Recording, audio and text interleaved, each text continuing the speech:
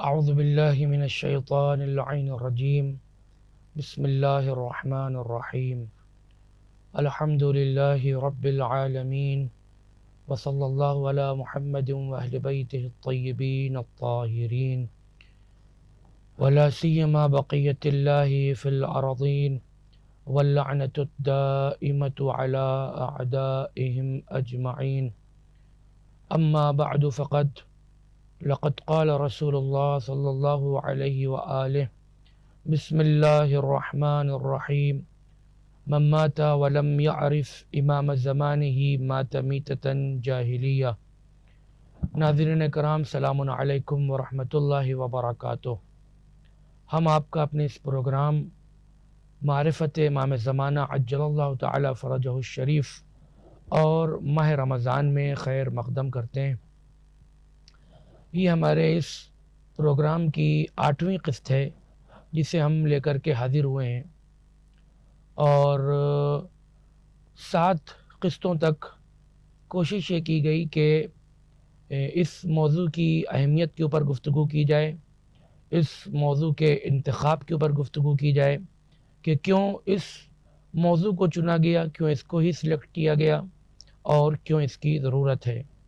اور اب ان 7 قسطوں کے بعد باقاعدہ طور سے اپنے اس موضوع کے اوپر جو کہ معرفت امام زمانہ عجل اللہ تعالی فرجہ الشریف اور ماہ رمضان ہے، اس سلسلے سے اپنی باتوں کو شروع کرتے ہیں۔ اس سلسلے سے اگر ہم روایات کی دنیا میں آئیں،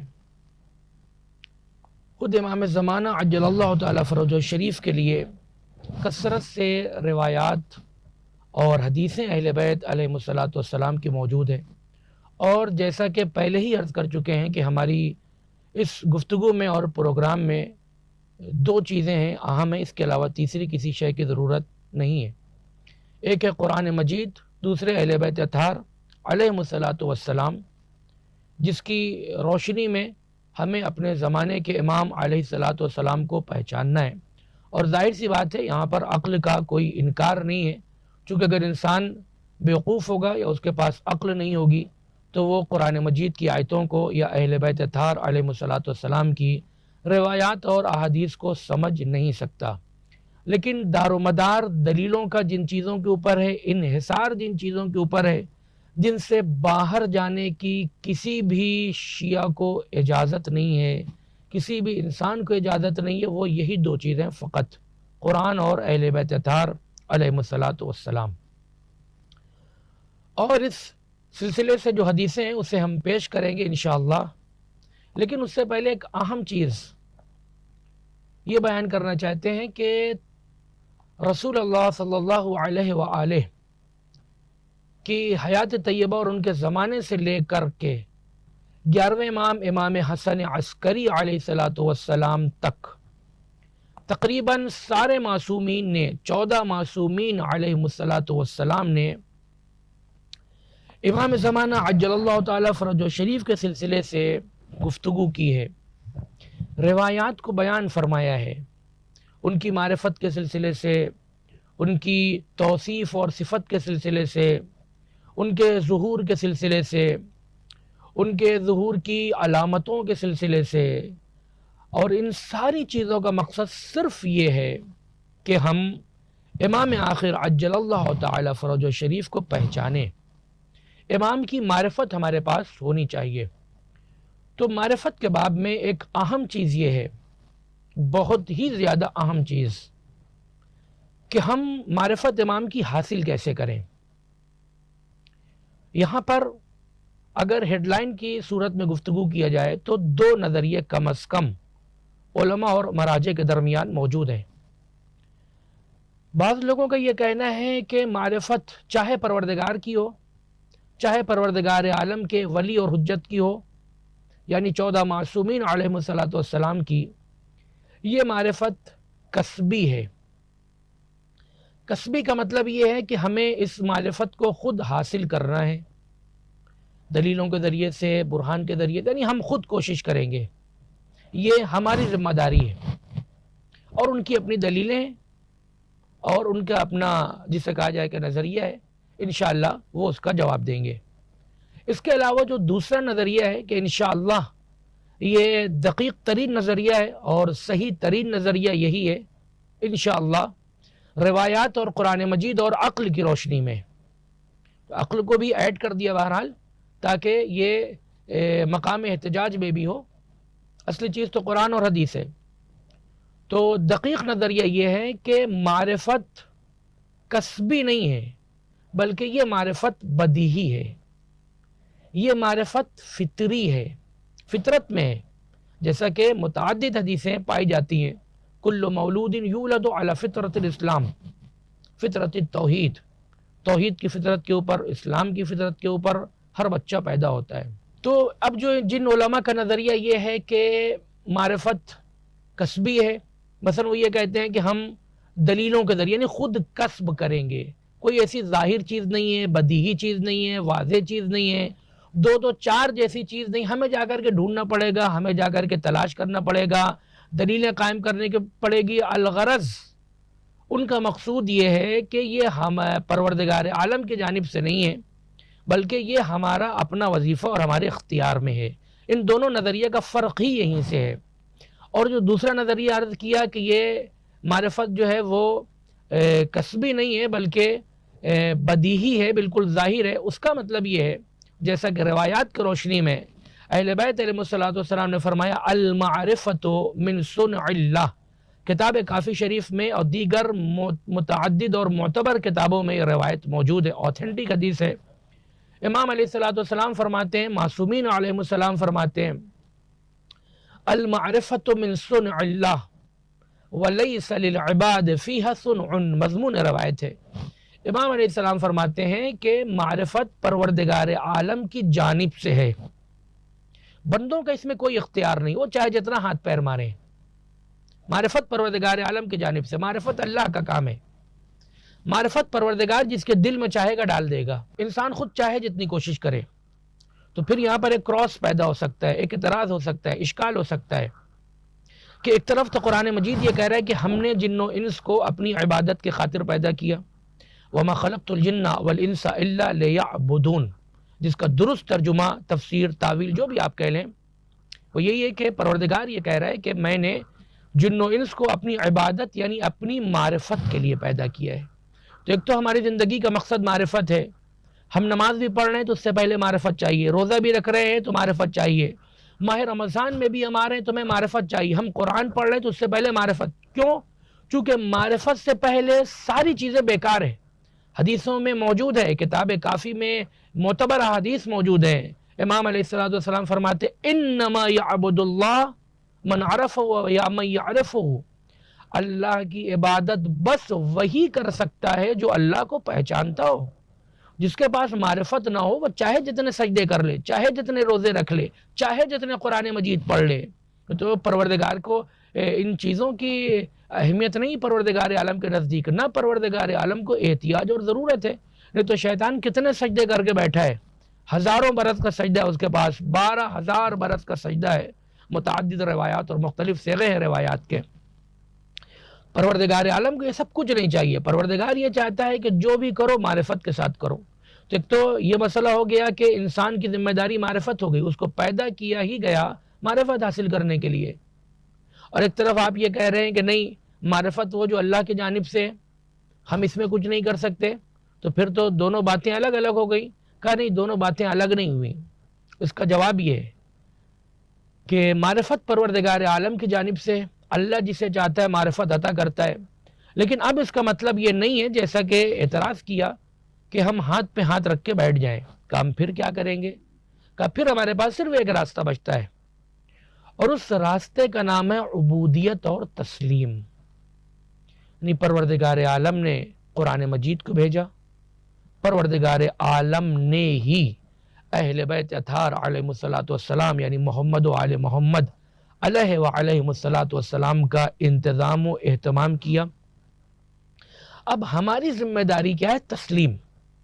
جو اہل بیت علیہ الصلوۃ والسلام کہہ رہے ہیں، ان کی جو حدیثیں بھی ہم تک پہنچ رہی ہیں، ان کی حدیثیں، اب ان کی حدیث جب ہم کہہ رہے ہیں تو اس میں اگر ضعیف ہے، اس میں اگر وضع ہے، جعل ہے، گڑھی ہوئی چیزیں ہیں تو اپنے آپ خود بخود خارج ہو جائیں گی۔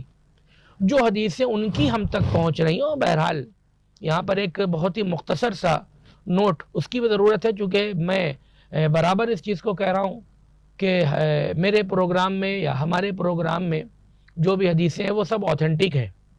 تو حدیثوں کو جو چیک کرنے کے پیرامیٹرز ہیں وہ سارے پیرامیٹرز کے حساب سے میں گفتگو کر رہا ہوں، کہ صرف یہ نہیں، مثلاً صرف تقسیم رباعی کے لحاظ سے گفتگو نہیں ہو رہی ہے، کہ جو کہ علامہ ہلی رحمۃ اللہ علیہ ان کے استاد احمد ابن طاؤس رحمۃ اللہ علیہ کے زمانے سے شروع ہوئے. نہ، ان کے پہلے بھی جو ہمارے بزرگ علماء جو اعلام تشیع تھے، مثلا شیخ کلینی رحمۃ اللہ علیہ، شیخ مجلسی رحمۃ اللہ علیہ، شیخ صدوق رحمۃ اللہ علیہ، خود شیخ توسی رحمۃ اللہ علیہ، شیخ مفید رحمۃ اللہ علیہ، مثلا یہ جتنے بھی تھے جو کہ مسلک قرائن کے اوپر عمل کرتے تھے. اگر انشاءاللہ اس کی کبھی ضرورت ہوئی، یہ میں نے عرض کر دیا اس شخص کے لیے کہ اگر کسی کو علم حدیث اور درایہ اور رجال سے آشنائی ہو اور اس کے دماغ میں یہ سوال آئے تو اس کے لیے صرف اس چیز کو ذکر کر دیا. انشاءاللہ اگر کبھی سوال ہوا یا موقع ہوا تو اس کے اوپر مستقل گفتگو ہوگی کہ کیا مقصد ہے اس کا، کیا مراد ہے اس سے. چونکہ بہرحال اس چیز کے اوپر بھی گفتگو ہونی چاہیے کہ جو علم رجال ہمارے پاس ہے، جو علم درایہ ہمارے پاس ہے، جو حدیث کے پیرامیٹرز ہمارے پاس ہیں، وہ کیا ہیں، کیسے ہیں، کس حد تک ہیں. چونکہ عام طور سے عوام کے پاس جو چیز وہ صرف یہ جانتی ہے کہ جو حدیث قرآن مجید سے مل رہی اور ٹیلی کر رہی اس کو آپ لیجئے، جو نہ ملے اس کو دیوار پہ مار دیجئے. تو یہ ایک طریقہ ہے صرف، وہ بھی ہمیں کب کرنا ہے، کیسے کرنا ہے، کس کو کرنا ہے، کس طریقے کی حدیثوں کو کرنا ہے، یہ پورا ایک لمبا چوڑا سوال اور ایک بہت لمبی بحث ہے. بہرحال تو اس کو اسی وجہ سے عرض کیا کہ یہ حدیث معتبر ہے، آتھینٹک ہے، کہ امام علیہ السلام نے فرمایا کہ معرفت پروردگار عالم کی جانب سے ہوگی. تو اب ہماری زندگی کا معرفت ہے، زندگی کا مقصد معرفت ہے، اور ہم کچھ کر بھی نہیں سکتے، اللہ کرے گا. پھر ہماری کیا ذمہ داری ہے؟ کہاں تمہاری صرف ذمہ داری ہے تسلیم، یعنی اہل بیت اطہار علیہ السلام کی حدیثیں تم تک پہنچے تو تم مقام تسلیم میں ہو، تم اس کو قبول کرو. اہل بیت اطہار علیہ السلام کی حدیثوں کے مقابلے میں، یعنی اس کے عرض میں اپنا دماغ لگانے کی کوشش نہ کرو. تم کو اللہ نے اس وجہ سے دماغ دیا، ہمیں اللہ نے اس وجہ سے دماغ دیا کہ ہم اپنی ان عقلوں کے ذریعے سے اہل بیت اطہار علیہ السلام کے کلام کو سمجھنے کی کوشش کریں. اللہ کا کلام نہیں سمجھ میں آئے گا، چونکہ اہل بیت اطہار علیہ السلام کا کلام اللہ کا کلام ہے. بہرحال تو یہ اس کا بھی جواب انشاءاللہ مکمل ہو گیا کہ ہماری ذمہ داری معرفت حاصل کرنی ہے. ہم اگر چاہیں تو نہیں کر سکتے، مثلا جیسا کہ بعض علماء مراجع کا نظریہ ہے، چونکہ معرفت اللہ کی جانب سے، جب معرفت اللہ کی جانب سے اور قرآن ہم سے کہہ رہے ہیں کہ معرفت حاصل کرو تو ہم کیا کریں گے؟ کہاں ہم سے قرآن یہ چاہتا ہے کہ ہم مقام تسلیم اور عبودیت میں رہیں، مقام بندگی میں رہیں. اب جو ادھر سے آ گیا وہ ہمیں لینا، جیسے قرآن نے خود کہا خذوا ما آتاکم الرسول، جو تم کو رسول دے رہے ہیں اس کو لے لو، اور جس سے روک لو اس سے رک جاؤ. مضمون آیت ہے. ہمیں الگ سے نہ کچھ کرنا ہے، نہ ہمیں کوئی دین بنانا ہے، اور نہ ہی اس دین میں یعنی قرآن اور اہل بیت اطہار علیہ السلام کی حدیثوں میں رہتی دنیا تک اور قیامت تک کوئی ایسی کمی ہے جس کی بھرپائی کے لیے ہمیں عقل یا کوئی تیسری، چوتھی، پانچویں اور چھٹی چیز کی ضرورت پڑے. تو انشاءاللہ ایسی کوئی ضرورت نہیں ہے. علماء کی اس کے اوپر گفتگو ہے، علماء نے کتابیں لکھی ہیں اس کے سلسلے سے جس میں اس مسئلے کو واضح کیا ہے. تو بہرحال اس چیز کو عرض کرے تو یہ معرفت ہے. تو سوال یہاں سے پیدا ہوا تھا، گفتگو ہماری یہاں سے شروع ہوئی تھی یہ کہ سارے معصومین علیہ السلام نے، 13 معصومین علیہ السلام نے امام کے سلسلے سے گفتگو کی. امام علیہ السلام کے ظہور کی باتیں کی، امام کے ولادت کے سلسلے سے باتیں کی، غیبت کے سلسلے سے باتیں کی، غیبت میں ہماری ذمہ داریاں کیا ہیں اس کے سلسلے سے گفتگو کی. کہ یہ ساری چیزیں انشاءاللہ اس پروگرام میں اگر پروردگار عالم کی جانب سے توفیق ہوئی تو بیان کی جائیں گی. تو یہ کیوں ہے؟ یہ چونکہ اگر ظاہری حساب سے دیکھا جائے تو 12ویں امام علیہ السلام کی بھی ولادت نہیں ہوئی. رسول اللہ صلی اللہ علیہ وآلہ اپنے زمانے میں گفتگو کر رہے ہیں، مولا کائنات علیہ السلام اپنی زندگی میں اپنے زمانے میں گفتگو کر رہے ہیں ظاہراً. جناب فاطمہ سلام اللہ علیہ اپنے زمانے میں، امام حسن، امام حسین، دیگر ائمہ معصومین علیہ السلام سب اپنے زمانے میں، اور ابھی امام کی ولادت بھی نہیں ہوئی. تو ضرورت کیا ہے اس چیز کی؟ کس چیز کو پہچانوایا جا رہا ہے، کس چیز کو بتایا جا رہا ہے؟ اور اگر یہ چیز ہم واضح کر سکیں تو یہ ایک اور جواب ہو جائے گا بعد کے سوال کے لیے کہ امام غیبت میں کیوں ہے؟ اس کا پہلا جواب تو یہ ہے کہ امام غیبت میں کیوں ہیں، غائب کیوں ہیں۔ اگر اس کا جواب دیا جائے تو پہلی چیز یہ ہے کہ یہ سوال غلط ہے کہ امام غیبت میں کیوں ہیں، چونکہ جب ہم پہلے یہ کہہ چکے کہ ہماری ذمہ داری عبودیت اور تسلیم ہے، تو عبودیت اور تسلیم کا تقاضا یہ ہے کہ ہم کیوں نہیں کر سکتے، اور اگر کیوں بتا بھی دیا جائے تو ہمارے سمجھ میں بھی نہیں آئے گا۔ اور یہ متعدد اس کے لیے قرآن مجید کی آیات اور روایات موجود ہے کہ ہم کیوں نہیں کر سکتے۔ شریعت میں کہیں بھی کیوں کا جواب نہیں ہے۔ بعض لوگوں سے اشتباہ ہوتا ہے جو کہتے ہیں کہ نہیں فلاں حدیث موجود ہے، فلاں حدیث موجود ہے، مثلا فضل ابن شاذان رحمۃ اللہ علیہ کی یا دیگر علماء کی، شیخ صدوق رحمۃ اللہ علیہ کی باقاعدہ کتاب ہے جسے کہتے ہیں علل الشرائع، شریعت کی علتیں۔ تو وہ علت نہیں ہے، وہ حکمت ہے۔ یعنی اگر یہ کہا جائے کہ پروردگار عالم نے روزے کو کیوں واجب کیا، بعض حدیثوں میں بیان کیا اہل بیت اطہار علیہ السلام نے کہ مثلا تاکہ، جس کا خلاصہ یہ ہے کہ امیروں کو غریبوں کی بھوک کا، ان کی احتیاج کا، ان کی پیاس کا احساس ہو۔ تو یہ علت نہیں کہہ سکتے ہم، چونکہ علت کا مطلب یہ ہوگا، علت کا مطلب یہ ہے کہ بس اسی وجہ سے یہ چیز ہے۔ مثلا ہم نے کہا دھوپ نکلی ہے، اور دھوپ نکلنے کی علت کیا ہے؟ مثلا سورج ہے، سورج ہے تبھی دھوپ، رات میں دھوپ نہیں نکلے گی، سورج ہے تبھی دھوپ ہے۔ تو اگر یہ کہیں کہ یہی وجہ ہے تو ہو سکتا ہے بہت ایسے لوگوں، اور دیکھنے میں بھی آتے ہیں کہ جو ماہ رمضان کے زمانے میں مثلا رات بھر جاگ رہے ہیں، کھیل کود کے کسی بھی طریقے سے، حتیٰ کہ عبادت کر کے پوری اپنی رات کو گزار دیں، اور صبح کے بعد نماز کو پڑھیں، یا بنا نماز کے مثلا وہ سو جائیں، اور دن بھر وہ اے سی میں رہیں بہترین، اور شام کے وقت غروب کے بعد اٹھیں۔ تو اب جب یہ غروب کے بعد اٹھے تو انہوں نے جو روزہ رکھا ہے تو ان کو بھوک کا احساس ہی نہیں ہوا، اور یہ تیسرے روزے مثلا ایسے ہی رکھ دیں گے، تو وہ تو بات ہی نہیں ہوئی کہ امام علیہ السلام نے فرمایا کہ اس وجہ سے واجب کیا گیا تاکہ احساس ہو۔ یہاں تو احساس نہیں ہے۔ تو کہنے کا مقصد یہ، اس کے علاوہ اور بھی بہت سی دلیلیں پائی جاتی ہیں کہ جس سے یہ ثابت کیا گیا، اور یہ ہمارے علماء اور مراجع نے فرمایا کہ اہل بیت اطہار علیہ السلام کا فرمان ہے کہ آپ کسی بھی شریعت کے مسئلے میں کیوں نہیں پوچھ سکتے۔ یہ اور بات ہے کہ شریعت کی جتنی بھی چیزیں ہیں سب مثلا کسی لاجک کے تحت ہے، کسی مصلحت کے تحت ہے، ابس کوئی چیز نہیں ہے۔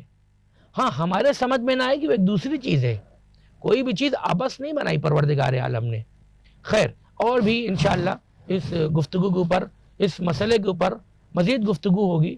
تو اگر یہ سوال کر بھی لیا جائے کہ امام علیہ السلام کیوں غائب ہیں، امام علیہ السلام غیبت میں کیوں ہیں، اگر یہ سوال ہو تو علت نہیں، چونکہ حکمت درج کر چکے، حکمت اس کی ہے، اور حکمت میں پھر یہ جب سوال کیا جائے گا اور یہ پروگرام میں گفتگو پہنچے گی یہاں پر غیبت کے علت کی، تو وہاں کے لیے بھی یہ جواب یہیں سے ہو جائے گا، اس مسئلے کے لیے بھی کہ سارے اماموں نے گفتگو کی کہ امام کو پہچانو، آخری امام کو پہچانو، میری حجت آخر کو پہچانو، حجت آخر کو پہچانو، ان کی دعا، ان کا ظہور، ساری چیزیں۔ تو یہ کس لیے ہے؟ کہا دیکھیے دو چیز ہے، اور یہی اپنے ابتدا کی کچھ قسطوں میں بیان بھی کیا تھا کہ امام اور معصومین علیہ السلام کی معرفت دو طریقے کی ہے۔ ایک ہے معرفت ظاہری، یعنی ظاہر معصوم کو پہچاننا، ایک ہے باطن معصوم کو پہچاننا۔ اگر ہم نے یہ بات کی، یہ گفتگو کی کہ یہ امام اس سن میں پیدا ہوئے، اس سن میں شہادت ہو گئی، اتنے بیٹے ہیں، اتنے بھائی ہیں، اتنی بہنیں ہیں، اور یہ والد ہیں، فلاں والدہ، اتنے زمانے میں حکام ہیں، تو یہ ابتدا کی چیزیں ہیں، ابتدا کی چیزیں ہیں۔ اس سے آگے ہم کو بڑھنا ضروری ہے، جو جب تک ہم آگے نہیں بڑھیں گے تب تک ہماری معرفت ناقص ہے، کوئی فائدہ نہیں ہے۔ مثلا آپ یہ دیکھیے کہ ایک بچہ جس کی عمر 5 سال ہے، اس کو مکتب میں یہی پڑھایا گیا، اماموں کے نام بتا دیے گئے، والد اور والدہ کے نام بتا دیے گئے، پنجم تک پڑھ کے نکلا یہی چیز جانتا ہے۔ 10 سال کی عمر ہو گئی، 20 سال، 50 سال، 80 سال تک وہ اسی پہ محدود ہے کہ اگر میں مجلس پڑھ رہا ہوں مناسبتوں میں، شہادت میں، تو بس اسی میں گھوم رہا ہوں کہ کیا زمانہ تھا، کیا واقعہ تھا، کون سے حکام تھے اور کیا ہوا۔ ولادت کی محفلیں ہو رہی ہیں تو اس میں یہی بیان ہو رہا ہے۔ تو آخر ان چیزوں کی طرف کب جایا جائے گا جو اہل بیت اطہار علیہ السلام چاہتے ہیں کہ اس طرف آئیں، یعنی اہل بیت اطہار علیہ السلام کے اسرار کی طرف، ان کے مقامات کی طرف، جس کو واقعاً جو شیعہ ہے صرف لفظ کا شیعہ نہیں ہے، نام کا شیعہ نہیں ہے، کسی فرقے کے مقابلے میں شیعہ نہیں ہے. اور اگر اصطلاحی زبان میں کہا جائے کہ شیعہ بمعنی عام نہیں ہے بلکہ شیعہ بمعنی اخص ہے، یعنی ایسے شیعہ جیسے کہ جناب سلمان ہے، جیسے کہ جناب ابو ذر ہیں، جناب میثم ہیں رضوان اللہ تعالی علیہ مجمعین. اس طریقے کے شیعہ بننے کے لیے ہمیں امام علیہ السلام کی حیات طیبہ کی یہ ساری چیزیں، ان سے آگے جا کر کے امام کے باطن کو پہچاننا پڑے گا. تو یہ اس گفتگو میں عرض کیا تھا، اور یہاں پر بھی اسی چیز کو عرض کر رہے ہیں، بس لفظ بدل رہا ہے. دو طریقے سے امام علیہ السلام کی معرفت ہے. ایک ہے امام کی شخص کی معرفت، دوسری ہے امام کی شخصیت کی معرفت. شخص امام کو پہچاننا اور شخصیت امام کو پہچاننا. دیکھیے شخص امام کا وجود کب ہو رہا ہے؟ 11ویں امام علیہ السلام کے زمانے میں، وہاں پر امام کی پیدائش ہو رہی، ولادت ہو رہی ظاہراً. اور شخصیت امام کب سے ہے؟ کہ اس وقت سے ہے کہ جب پروردگار عالم نے کچھ نہیں بنایا تھا، حتیٰ کہ جناب آدم بھی نہیں تھے، زمین و آسمان نہیں، کچھ بھی نہیں. اللہ کی پہلی مخلوق یہی ہے محمد و آل محمد علیہ وآلہ السلام. ان سے پہلے تو کچھ اس نے بنایا ہی نہیں. البتہ اس کے آگے پیچھے بہت سی چیزیں جو کہ عام طور سے نہیں بیان کیا جا سکتا ایسے، تو اس کے لیے پھر دوسری گفتگو ہوتی ہے، اور اس کو سمجھنے کے لیے اس کے لیے بیک گراؤنڈ چاہیے، اس کے لیے مقدمہ چاہیے، پھر انسان اس بات کو رکھ سکے. لیکن جو انسان کو آسانی سے ہضم ہو سکتا ہے تو یہ کہا جا سکتا ہے کہ، اور یہ درست بھی ہے، کہ سب سے پہلے پروردگار عالم نے اہل بیت اطہار علیہ السلام کو بنایا. تو جناب آدم کے زمانے میں بھی یہ ہے، جناب نوح کے زمانے میں بھی، جناب ابراہیم کے زمانے میں بھی، جناب عیسیٰ کے زمانے میں، اور آخری نبی صلی اللہ علیہ وآلہ سب کے زمانے میں موجود ہیں. ہاں، شخص نہیں موجود ہے، شخصیت موجود ہے. شخص کب ہے؟ امام زمانہ عجل اللہ تعالی فرجہ شریف کا 11ویں امام علیہ السلام کے زمانے میں. لیکن شخصیت ہر زمانے میں موجود ہے. اسی شخصیت کی طرف متوجہ کیا جا رہا ہے کہ جہاں رسول اللہ صلی اللہ علیہ وآلہ، امام رضا علیہ السلام اور امام محمد تقی علیہ السلام، مولا کائنات علیہ السلام، جناب زہرا سلام اللہ علیہ، سب پہچانوا رہی ہے، متوجہ کر رہی ہیں، لے کر کے آ رہے ہیں سب. کس چیز کی طرف؟ امام علیہ السلام کی شخصیت کی طرف. اور جب امام علیہ السلام کی باقاعدہ طور سے ولادت ہو گئی، امام اس دنیا میں آ گئے، امام زمانہ عجل اللہ تعالی فرجہ شریف، تو اب کیا ہوا کہ اب دونوں چیزوں کو ہمیں پہچاننا ہے. شخصیت امام کو بھی پہچاننا ہے اور ہمیں شخص امام کو بھی پہچاننا ہے. تو یہ ایک بہت اہم گفتگو تھی، اگر یہ واضح ہو سکی ہو بات کہ کیوں سارے اماموں نے، معصومین نے، قرآن نے امام زمانہ عجل اللہ تعالی فرجہ شریف کے سلسلے سے گفتگو کی، حتیٰ کہ سارے نبیوں نے تقریباً گفتگو کی ہے آخری کے سلسلے سے، حجت آخر کے سلسلے سے. اور یہ کیوں ہو رہا ہے؟ تو یہ اسی لیے ہے تاکہ ہم سب کو معرفت ہو، ایک چیز. دوسری چیز معرفت کس چیز کی ہو؟ شخصیت امام کی معرفت ہو. شخص امام، امام حسن عسکری علیہ السلام کے زمانے میں، لیکن شخصیت امام زمانہ عجل اللہ تعالی فرجہ شریف ہر جز میں موجود ہے، ہر وجود میں موجود ہے. حتیٰ کہ ان موجودات کا رکن اور اصل اور اس کی وجہ ہے شخصیت امام علیہ السلام. تو امام کی ولادت سے پہلے امام کی شخصیت کو پہچانوایا جا رہا تھا، اور امام علیہ السلام کی باقاعدہ ولادت کے بعد امام کی شخصیت کو اور امام کے شخص دونوں کو پہچانوایا جا رہا ہے. اور یہ بھی ایک اہم بات ہے، جیسا کہ پہلے بھی عرض کر چکے ہیں، کہ اگر انسان شخص پر رک گیا آ کر کے اور شخصیت تک نہیں گیا تو اس کی معرفت ناقص ہے، اس کی توحید ناقص ہے، اس کی عبادتیں ناقص ہیں. اس کی عبادتوں کا وہ مقام نہیں ہو سکتا جو عبادتوں کا ہونا چاہیے. یہ نماز جہاں پہنچا سکتی ہے اسی وقت پہنچائے گی جب ہمارے پاس 14 معصومین علیہ السلام کی، اور خاصتاً ہم جس زمانے میں امام زمانہ عجل اللہ تعالی فرجہ شریف کی شخصیت کی معرفت ہوگی شخص کے ساتھ ساتھ. تو جب یہ دونوں چیزیں ہوں گی تبھی ہم اپنے زمانے کے امام کو پہچان سکتے ہیں. اور اسی سلسلے سے ایک روایت ہے جسے ہم انشاءاللہ آئندہ کی قسطوں میں بیان کریں گے، اور عظیم روایت ہے، معتبر کتابوں میں موجود ہے. اور بہرحال ہمارا وقت ختم ہوتا ہے اور ہم آپ سے اجازت چاہتے ہیں. انشاءاللہ آئندہ کی قسطوں میں ان چیزوں کو بیان کیا جائے گا.